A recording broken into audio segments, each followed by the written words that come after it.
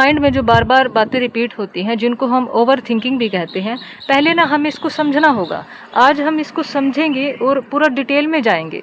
कोई बात रिपीट हो रही है, ठीक है, और या आप देखते हैं कि एकदम से पूरा हम रिएक्शन कर देते हैं किसी बात पर, एकदम से बोल देते हैं कि हाँ तूने तो पहले भी ऐसा ही किया था, तूने तो मुझे पहले भी ऐसे बात बोली थी, उस टाइम पे तूने ऐसे बात बोली थी, अरे तुम तो शुरू से ही ऐसे करते हो, तुम तो शुरू से ही ऐसे बोलते हो।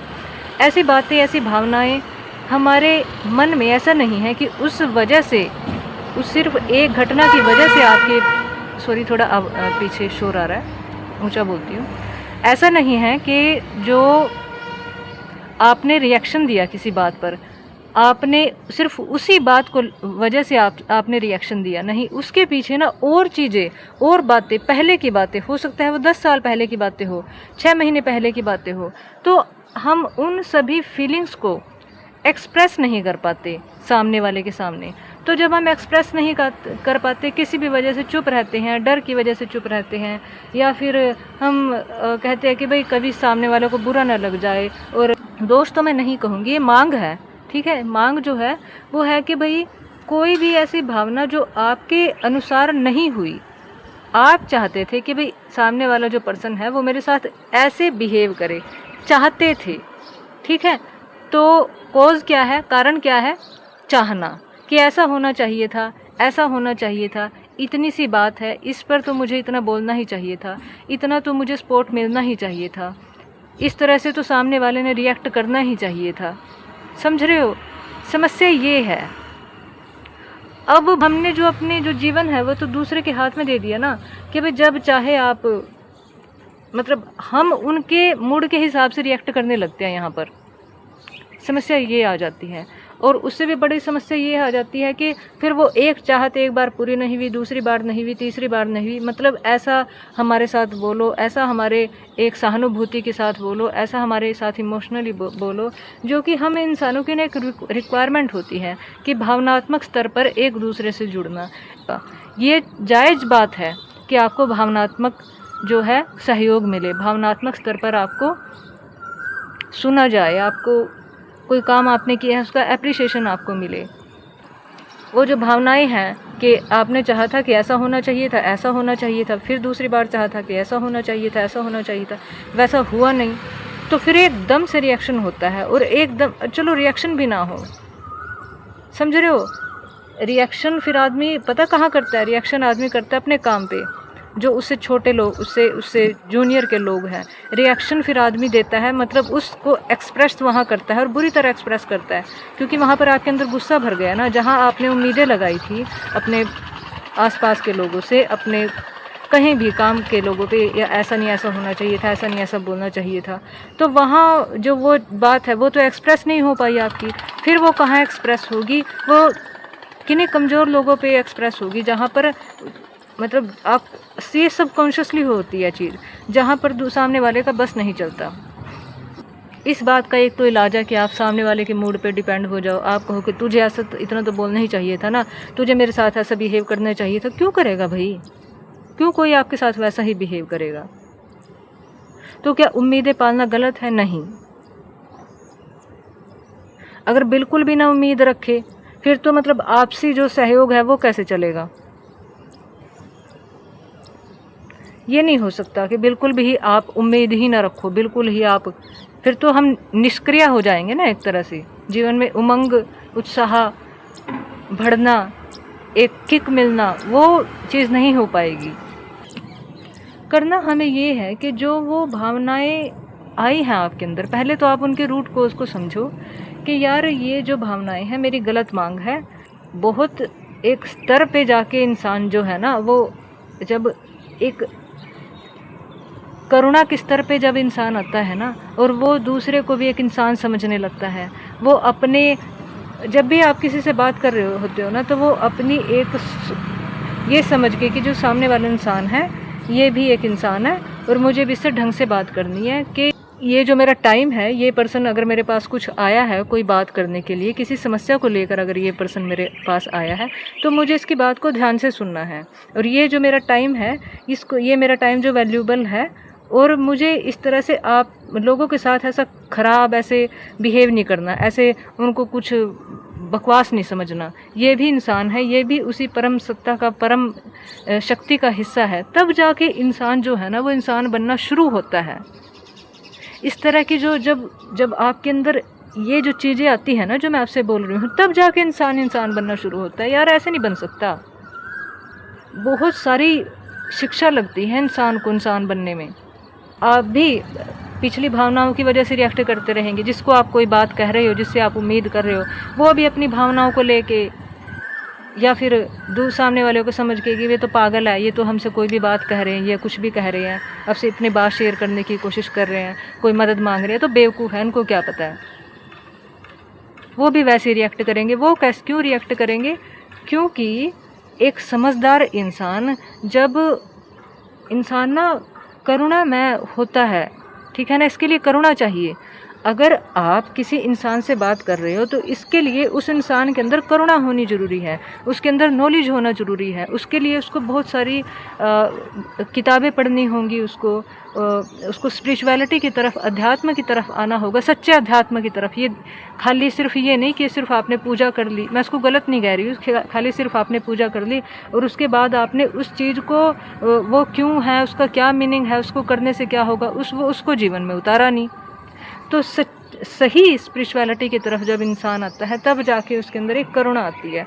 या फिर चलो ना भी आए, वो किसी तरह से आ नहीं सकती, यार गलत बात कही मैंने, आ नहीं सकती। बिना सत्य के संग के आपके अंदर करुणा भी नहीं आ सकती। आप सिर्फ क्या करोगे, मतलब इंसान क्या करेगा, सिर्फ अपनी फीलिंग्स के आधार पर, जो उसके अंदर चल रही है, जो उसके अंदर भाव चल रहे हैं, उसके वो सामने वाले को देख रहा है कि इसको क्या पता, ये तो पागल है, तो बेवकूफ़ है, ये अगर हमसे कोई बात शेयर कर रही है या कर रहा है, ये तो ऐसे ही है, ठीक है ना। मतलब अपने आप को वो हायर समझता रहेगा, दूसरे इंसान को वो डाउन समझता रहेगा, सबकॉन्शियसली, अनजाने में, अज्ञानवश। ज्ञान क्या करता है? ज्ञान करता है जब भाई इंसान अपने, क्योंकि ज्ञान सिखाता है कि भाई अपने ऊपर काम कर, अपने अंदर देख, self realization, the knowledge of self. जब उस पर काम करना शुरू करता है इंसान, और जब फिर उसके अंदर ये चीज़ डाली जाती है, सबसे बढ़िया चीज़, कि जो ये पूरी धरती है ना, उस पर जो भी यहाँ पे विराजमान है वो उसी परम सत्ता का अंश है, तब जाके इंसान किसी दूसरे के साथ बात करेगा ना, तो फिर वो करुणा के स्तर पे आएगा, क्योंकि फिर वो उस परम शक्ति के प्रति ना नतमस्तक होता है। वो कहता है कि जो परम शक्ति है वो सब में विराजमान है, और जो मेरे सामने जो इंसान बैठा है, चाहे ये कोई कमज़ोर है, चाहे कोई ये ऐसी मतलब कोई महिला है जो बहुत ज़्यादा शिक्षित नहीं है, या ये किसी भी तरह से कमज़ोर है, ये मेरे ऑफिस के कर्मचारी हैं, तब जाके वहाँ वो प्रयास पर आता है। जब इंसान अपने ये समझता है ना कि इस चीज़ को, इस नफ़रत को, इस या मेरे ऐसे बिहेव को, मेरे अंदर कैसी मेरी गुणवत्ता होगी, कैसा मेरा व्यक्तित्व बनेगा, इससे मेरा लॉस होगा, तब जाके इंसान जो है वो इंसान बनना शुरू होता है। तो हमें क्या समझना है यहाँ? हमें समझने को मिला यहाँ कि भाई देखो, हमें हर किसी की बात को अपने हृदय में नहीं बिठाना है। क्यों नहीं बिठाना है? क्योंकि ऐसा नहीं है कि वो इंसान गलत है। इंसान गलत नहीं होते, मतलब जिस इंसान को हम कह रहे हैं, क्या उसका शरीर गलत है, क्या उसकी जो जुबान है वो गलत है, क्या उसके फेफड़े गलत है, क्या उसकी सांस जो हवा मिल रही है वो गलत है? नहीं, वो अज्ञानवश जो है वो इस तरह का उन लोगों का रिएक्शन है। और मुझे अपने अंदर क्या सुधार करना होगा कि मैं हर किसी की बात को, हर किसी के रिएक्शन को अपने हृदय में निवास नहीं करने दे सकती, क्योंकि इससे मुझे हर्ट होगा, इससे मेरी जो ऊर्जा है वो खराब जाएगी।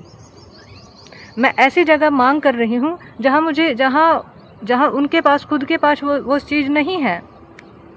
किन्हीं प्रेम में लोगों के पास जाकर, या फिर जिस चीज़ का आपको सोल्यूशन चाहिए, उसके लिए खुद का, जिस चीज़ का आपको सोल्यूशन चाहिए, एक तो आपको मन का बल चाहिए ना, आत्म बल चाहिए ना, फिर उसके लिए आप अध्यात्म की तरफ आओगे, वहाँ से आपको प्रेरणा मिलेगी, वहाँ से आपके जो बिलीफ हैं वो टूटेंगे, आप अपनी तरफ आना शुरू होंगे। उसके बाद फिर जब आप अपने आप को कहिए कि मैं करूँगी ना प्रयास अपने लिए, मैं करूँगी ना अपने लिए प्रयास, मैं कोई किसी बात के लिए अपने आसपास के लोगों पे या बाहर के लोगों पे मुझे डिपेंड होकर अपना जीवन थोड़ी ना गुजारना है।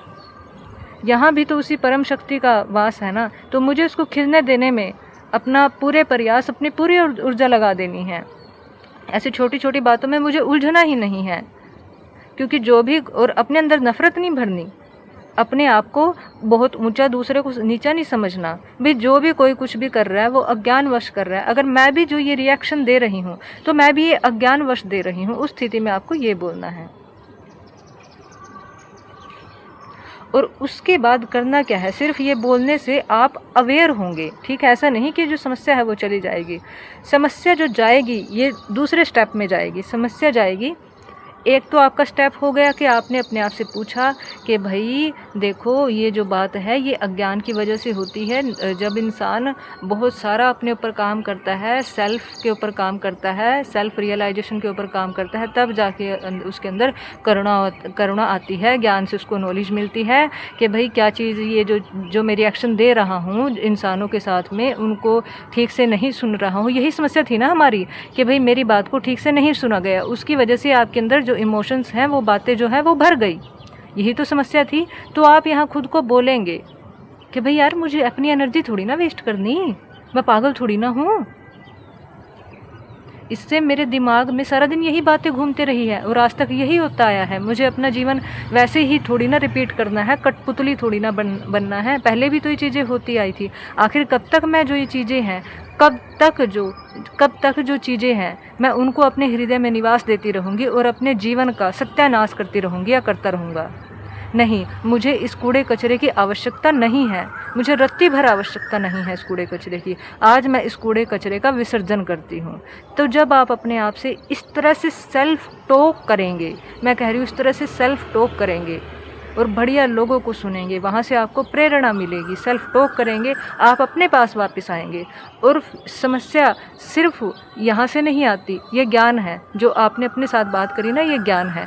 दूसरा स्टेप जो है वो उसका एक तरह से इस जो आपके अंदर ये चलती रहती है ना चीज़ें, हम जिनको ओवर थिंकिंग भी कह रहे हैं, उसका एक तरह से नाश, जैसे वो मतलब उसको काटेगा जो, ठीक है, उसको जो कट ऑफ करेगा एक तरह से, वो करेगा आपका कार्य। आप उन चीज़ को अपने काम में लगा दे।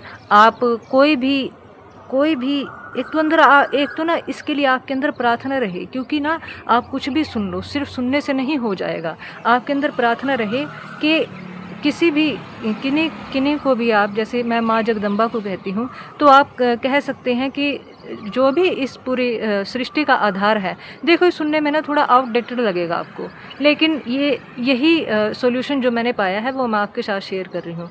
जो भी इस का आधार है, जो भी इस जीवन का आधार है, मैं आपसे ऐसा आपके अंदर दिन भर भाव रहे कि भाई मैं जो है अपने जीवन को एक सही दिशा में लेकर जाना चाहती हूँ, उसके लिए मेरी मदद करें, ऐसा। और जब आप ये कहेंगे ना, तो सबसे पहले आप खड़े होंगे अपनी मदद करने के लिए। फिर आप उस ऊर्जा को अपने काम में लगाएं। आप चाहे तो कोई एक्सरसाइज करें, आप चाहे तो कोई जाप कर सकते हैं। माँ दुर्गा के 32 नाम हैं, मुझे बहुत प्रिय हैं, 108 नाम हैं उनके, तो आप उनका जाप कर सकते हैं। आप ये देखें कि मुझे क्या पसंद है, आप वो करें। मतलब अगर आपको मेडिटेशन वाले उसमें आना है, या फिर नहीं तो आप अपनी ऊर्जा को अपने काम में लगाएं। लेकिन साथ साथ जैसे मैंने बोला है कि आप ये भी मैं खुद किया करती हूँ, आप माँ जगदम्बा के 108 नाम का जाप किया करें। बाकी की बातें बाद में बात करूँगी, थोड़ा लेट हो रही हूँ। जय माँ जगदम्बा, जय माँ सरस्वती।